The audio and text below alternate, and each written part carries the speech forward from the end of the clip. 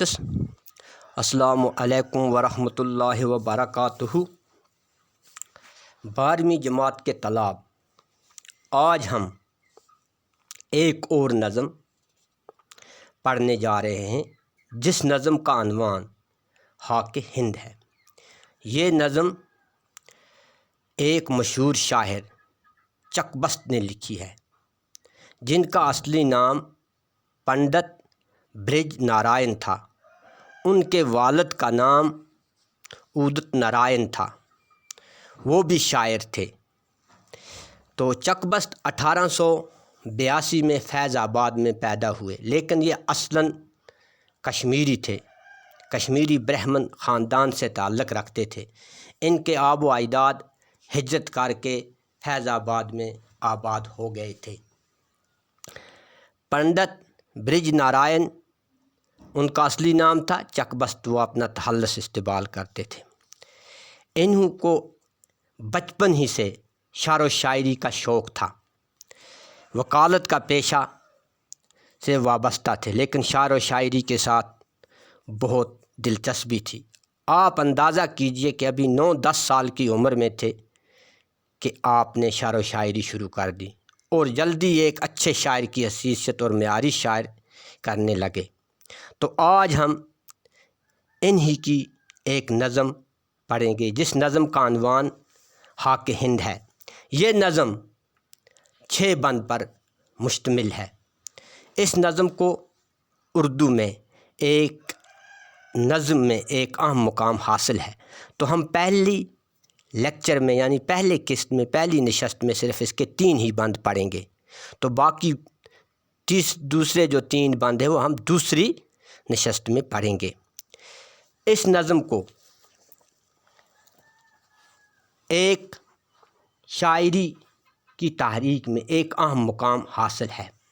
اس نظم میں شاعر نے اپنے وطن کی محبت، عظمت اور دوسری چیزوں کو بیان کیا ہے۔ اس نظم میں انہوں نے ہندو مسلم سکھ اتحاد کے حامی ہیں، یعنی وہ اتحاد کے بہت بڑے حامی ہیں۔ تو پہلا بند ہے نظم کا، تو میں پڑھوں گا، آپ سنیں گے۔ اے خاک ہند تیری عظمت میں کیا گماں ہے، اے خاک ہند تیری عظمت میں کیا گماں ہے، دریائے فیض قدرت تیرے لیے رواں ہے، تیری جبیں سے نور حسن ازل سے عیاں ہے، تیری جبیں سے نور حسن ازل سے عیاں ہے، اللہ رزیب و زینت کیا اوج و عزو شاں ہے، ہر صبح ہے یہ خدمت خورشید پر ضیاء کی، کرنوں سے گوندتا ہے چوٹی ہمالیہ کی، کرنوں سے گوندتا ہے چوٹی ہمالیہ کی۔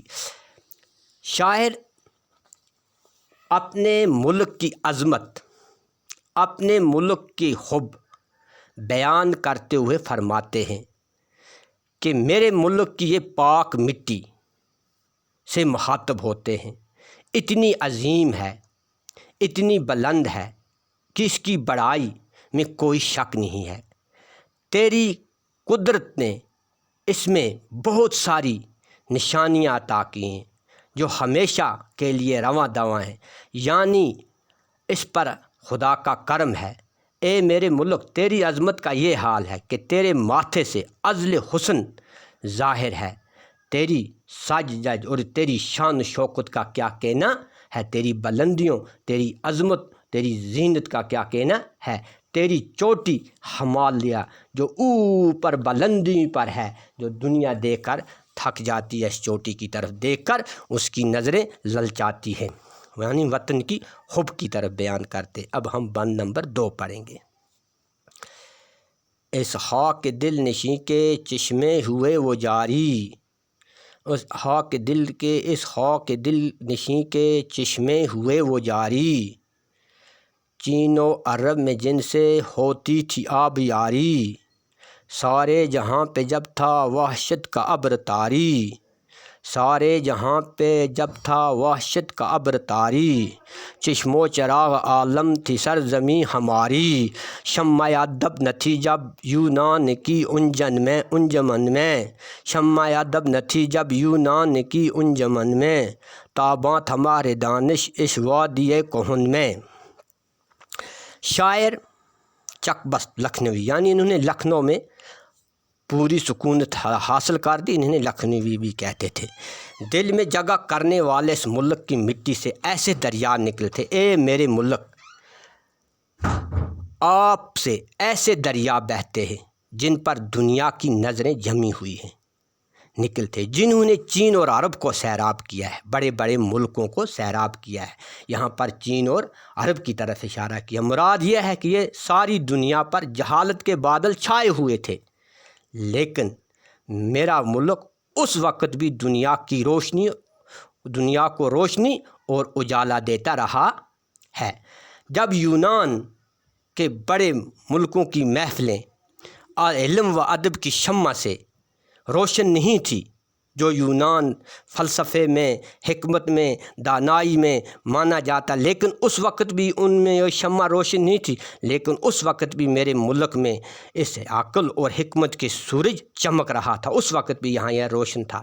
گویا بھارت دنیا کی قدیم تہذیب ہے، اور یہ اس وقت علم و ہنر کا گوارا تھا جب باقی دنیا میں کیا اندھیرا، جہالت، گمراہی چھائی ہوئی تھی۔ شمع ادب نہ تھی جب یونان کی انجمن میں، تاباں ہمارے دانش اس وادی کہن میں۔ اب ہم بند نمبر 3 پڑھیں گے۔ گوتم نے آبرو دی اس معبد کہن کو، سرمد نے اس زمیں پر صدقے کیا وطن کو، اکبر نے جام الفت بخشا اس انجمن کو، سینچا لہو سے اپنے رینا نے اس چمن کو، سب شوربیر اپنے اس خاک میں نہا ہیں، ٹوٹے ہوئے کھنڈر ہیں یا ان کی ہڈیاں ہیں۔ شاعر اپنے پرانے بزرگوں کی طرح اشارہ کرتے ہوئے، اپنے رشی سنتوں کی طرف اشارہ کرتے ہوئے، ولیوں کی طرف اشارہ کرتے ہوئے فرماتے ہیں کہ میرے ملک کے اندر عظیم ہستیاں پیدا ہوئی ہیں جنہوں نے جنم لیا۔ بھارت جو ایک پرانی عبادت کا ہے، یعنی یہاں بہت پرانے مذاہب ظہور ہوئے آئے ہیں۔ مہاتما گوتم بدھ، جس نے بدھ مت کے بانی ہیں، بدھ مت کا داغ بیل ڈالا تھا، کہ وہ بھی اسی سرزمین سے پیدا ہوئے۔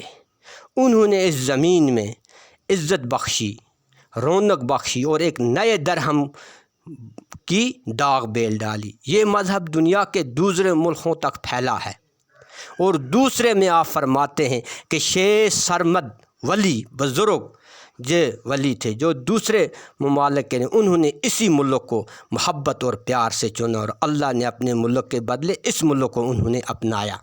اور مغل بادشاہ